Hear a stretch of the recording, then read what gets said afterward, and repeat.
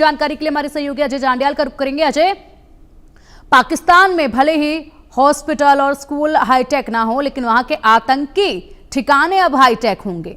ये जो launch pad है जहां पर ट्रेनिंग दी जाएगी, अब इन पर और ज्यादा फंड लगाया जा रहा है। इनको आबाद किया जाना था, ये पहले से ही पता था। जिस तरीके से तबाह भारत ने इन्हें किया, आबाद किए जाने का ऐलान तभी कर दिया था, लेकिन इनको हाईटेक भी बनाया जा रहा है।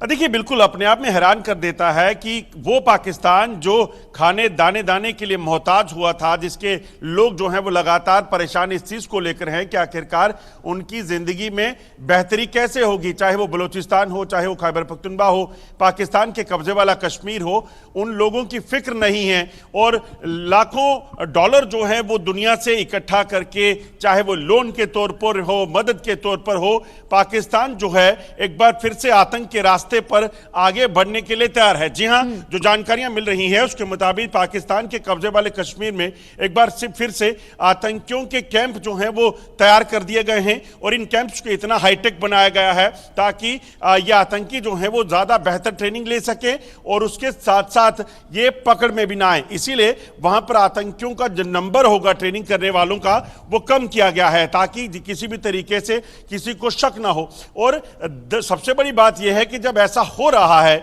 हमें पता चल रहा है, दुनिया को पता क्यों नहीं चलता? और दुनिया के वो देश जो पाकिस्तान को मदद देते हैं वो कहां सोए रहते हैं? वो क्यों नहीं देखते कि आतंकवाद आज भारत को खा रहा है, कल किसी और का भी निशाना बना सकता है। अमेरिका इसे देख चुका है, दुनिया के कई देश इसे देख चुके हैं, मगर उसके बावजूद भी इसको लेकर आंखें क्यों मूंदे हुए हैं? ये सबसे हैरानी वाली बात है। बिल्कुल, और यहाँ पर तमाम जो है सवाल किए जाने चाहिए कि जो फंड वहाँ पर आर्थिक सहायता के तौर पर दिया गया था, उस फंड का इस्तेमाल इस तरीके से किया जा रहा है।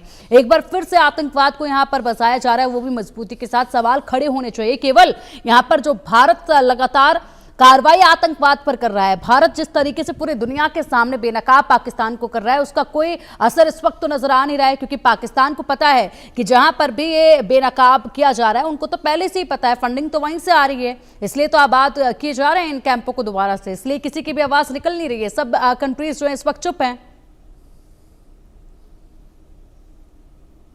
देखिए, बिल्कुल सबसे बड़ी बात यह है कि यह आतंकवाद जरूरी नहीं कि भारत के लिए नुकसानदायक होगा, क्योंकि सुरक्षा बलों की यहां टुकड़ियां जो तैनात हैं वो पाकिस्तान के नापाक इरादों को पिछले 3 दशक से ज्यादा समय से नाकाम कर रही हैं और आगे भी करेंगी। और अब तो भारत ने फैसला ले लिया है कि ऑपरेशन सिंदूर बंद नहीं हुआ है, खत्म नहीं हुआ है, ऑपरेशन सिंदूर जारी है। और अगर पाकिस्तान का यह सिलसिला बंद नहीं हुआ और पाकिस्तान ने कोई भी आतंकी गतिविधि जम्मू कश्मीर में चलाई तो पाकिस्तान को उसका खामियाजा भुगतना होगा। वहीं दूसरी तरफ हैरानी इस चीज को लेकर है कि वो देश जो पैसा देते हैं वो पैसा देते हैं गरीबों की मदद के लिए। वो देश जो पैसा देते हैं लोन के तौर पर, वो इसलिए देते हैं कि पाकिस्तान की माली हालत जो है वो सुधरे और बाद में वो पैसा वापस मिले। चीन जैसा पड़ोसी सोचिए कि लगभग 3.4 बिलियन डॉलर जो है वो चीन ने और लोन देने का बात की है, अभी कल ही इस पर बात जो है वो सामने आया। तो ऐसे क्यों हो जाता है? कौन ऐसा कर रहा है? यहां कोई जानबूझकर भारत के खिलाफ षड्यंत्र कोई रचना चाहता है? यहां भारत की तरक्की जो है दुनिया के ऐसे देशों को पसंद नहीं आ रही और चाहते हैं पाकिस्तान की प्रॉक्सी वार जो है पाकिस्तान जारी रखे, या फिर पाकिस्तान को कोई जो है वो एक बड़ा जो फैसला पाकिस्तान के खिलाफ पाकिस्तान को टेरर स्टेट करार देकर घोषित करना चाहिए। इस पर गौर करना होगा, वरना भारत को ही जिस तरीके से ऑपरेशन सिंदूर में एक्शन हुआ वैसा करना पड़ेगा। जो जानकारियां मिल रही हैं, पीओके में एक नहीं बल्कि कई ऐसे ही लॉन्च पैड्स और कई ऐसे ट्रेनिंग कैंप जो है वापस पाकिस्तान ने शुरू किए हैं। और इन कैंप में पाकिस्तानी सेना के जो अफसर होते हैं उनको खासतौर पे हिदायतें हैं यहां पर इन आतंकियों को ट्रेनिंग देने की। दरअसल इन आतंकियों को ट्रेनिंग देकर जम्मू कश्मीर भारत के अलग अलग हिस्सों में भेजना और यहां पर आतंकी गतिविधियों को करना, यह पाकिस्तान का मुद्दा जो है या पाकिस्तान का एक प्लान जो है वो फिर से दिख रहा है।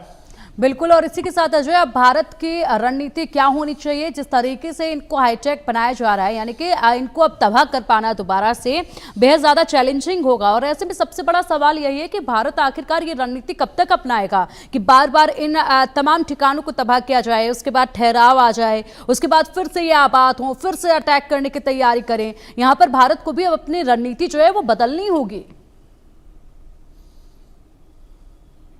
देखिए बिल्कुल, जब मौका आ गया है, जब भारत को अगर इस चीज़ की जानकारी मिली, जब ये पता चला कि यहाँ पर कैंपों में आतंकी ट्रेनिंग हो रही है, तो यकीनन भारत इस चीज़ को लेकर फैसला करेगा। पहले भी जो है बताकर जब पाकिस्तान में आतंकी ठिकानों को ध्वस्त किया गया है, 9 ठिकाने अभी ध्वस्त हुए हैं और उसके साथ साथ कहीं उनके लॉन्च पैड जो है उनको तबाह किया है। मगर ये मतलब नहीं है कि इसके बाद ये रुक जाएगा, क्योंकि भारत ने भी ये प्रण ले लिया है और ऑपरेशन सिंदूर जो जारी रखा है उसमें इस चीज़ को सुनिश्चित किया जा रहा है कि सरहद पार से कोई भी हरकत जम्मू कश्मीर में हुई या फिर अगर सरहद पार भी कोई ऐसा प्लान पाकिस्तान का दिखा तो यकीनन भारत भी इस चीज को लेकर कई फैसले जो है वो करने की जरूर सोचेगा, क्योंकि पाकिस्तान की तरफ से आतंकवाद को जड़ से मिटाने के लिए भारत को ऐसे कठिन फैसले जो हैं वो लेने होंगे। बिल्कुल। और इसी के साथ टेक्नोलॉजी को लेकर बात की जाए, किस तरीके से अभी बॉर्डर पर फिलहाल भारत को और भी ज्यादा यहां पर चीजों को हाईटेक करने की जरूरत महसूस हो रही है?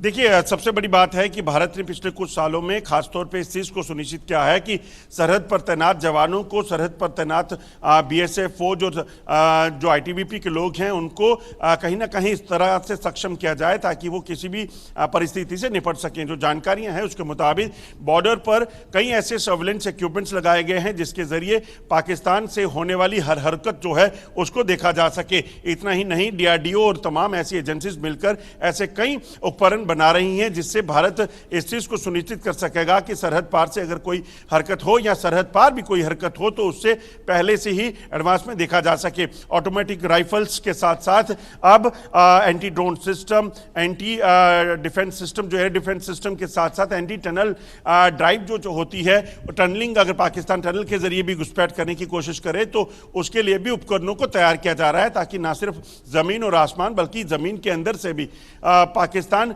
अगर घुसपैठ करने की आतंकियों को कोशिश करवाएगा तो उससे निपटा जाए।